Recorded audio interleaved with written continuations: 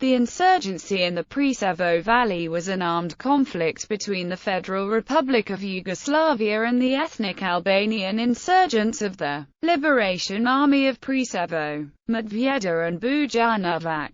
There were instances during the conflict in which the Yugoslav government requested KFOR support in suppressing UÇPMB attacks since they could only use lightly armed military forces as part of the Kumanovo Treaty that ended the Kosovo War, which created a buffer zone so that the bulk of Yugoslav armed forces could not enter. The Yugoslav president, Vojislav Koštunica, often warned that fresh fighting would erupt if KFOR units did not act to prevent the attacks coming from the UÇPMB. Background: the Kosovo War was a parallel conflict between the Yugoslav Army and the Kosovo Liberation Army. It began in February 1998 and ended on 10 June 1999 when the Kumanovo Treaty was signed. According to the treaty, KFOR troops, supervised by the United Nations, would enter as a peacekeeping force, while Yugoslav military forces were to withdraw.